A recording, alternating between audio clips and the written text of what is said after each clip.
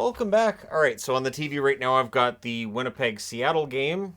Entertaining. I watched some of the Winnipeg-Seattle game yesterday. Quite entertaining as well. At any rate, just saying, just in case anybody's thinking, well, I wish there was some hockey on. Well, if you're in Canada and you have TSN, you have Winnipeg and Seattle. All right, so the Arizona Coyotes. This statement today, I can't say I'm surprised. So what are you going to do if you're the Coyotes? Are you going to come out today and say, "Well, we're not gonna make it. We're going to pull up shop"? No, they're not going to say this. So the Coyotes are basically confirming they will play in Mullet Arena for this coming season. Now I know that there is a contract for them to play there, but there's outs. There's outs with that contract throughout. As far as I know, there are outs where there are certain situations where they can decide not to play in Mullet Arena. So they also came out and said they're looking for another place in the valley, and there's speculation on which places they could go, what the deadline is. But I mean, it just feels like a Hail Mary at this point that they feel like it's they're probably their last chance. Javier Gutierrez seemed a little more positive today than he was last night, but I still think that the odds of them staying in Arizona are long at this point. They're not great odds that they're going to stick around in Arizona at this point. There's already a lot of talk about where they might go. Coming down towards the bottom of the board, Jazz owner Ryan Smith has publicly talked about wanting to own an NHL team before. I believe he was the one that Bettman met with over the last year. And this is the thing, Bettman will come out publicly and say one thing, but there has to be a backup plan, and it feels like Houston, Salt Lake City could be part of that backup plan, maybe Kansas City.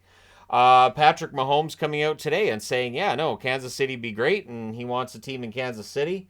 It definitely would mean a nice rivalry with St. Louis would develop very, very quickly. But yeah, that's where we're at with that right now. And so here we are with the news video. Now, AHL news. A little bit of AHL playoff news. The Hershey Bears take out Hartford in 3 straight games.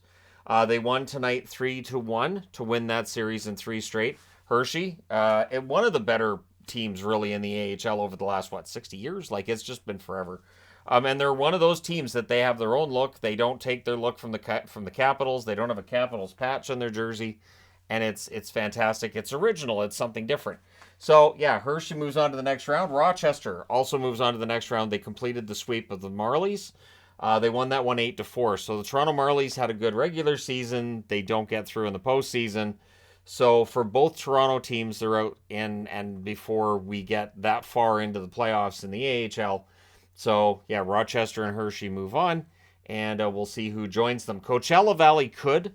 Coachella Valley and Calgary playing their 4th game tonight. Coachella Valley's up 2-1. That, of course, being the AHL team for the Seattle Kraken. So they're going pretty far. And Cole Lind has been putting up insane numbers with the Coachella Valley Firebirds. So maybe Lind's going to be a late bloomer. Maybe he forces his way into the lineup next year for Seattle. But either way, even if he doesn't, the Firebirds have a good player there, and they've been doing pretty well against a Calgary team that many felt was going to end up winning the championship. So they were a team that knocked out Abbotsford here, so I wanted to see how they do. And right now, Coachella Valley's up 2-1. Tonight's game could very well be that last game, but if not, Game 5 will be in Coachella Valley as well. Basically stating the obvious here, Lindy Ruff will return as the coach with New Jersey. It feels like that's kind of news in that there's always going to be that portion of hockey fans. I don't even want to say Devils fans, just hockey fans that are convinced Lindy Ruff is a terrible coach and don't understand how he gets jobs. I remember defending him when Dallas fired him. To this day, I stand by what I said. I didn't feel like when he got fired that it was his fault. Certainly, I still don't think he was the problem in Dallas.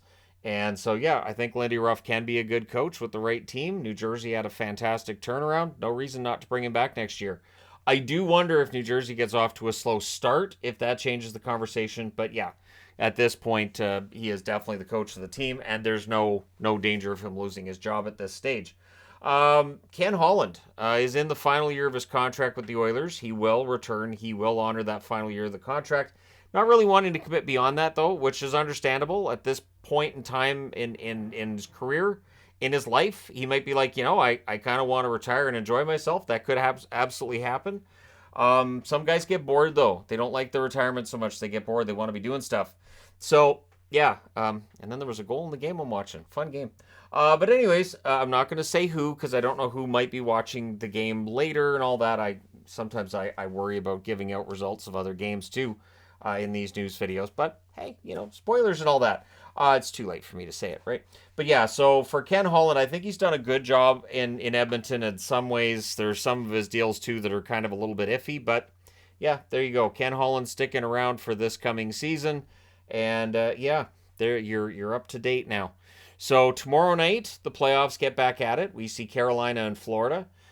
We also see Dallas and the Vegas Golden Knights get at it the next night. And should be an entertaining conference finals. Hopefully you guys will tune in and watch the recaps, and hopefully you tune in and watch the games as well, because I really do think we're going to have two very highly entertaining conference finals.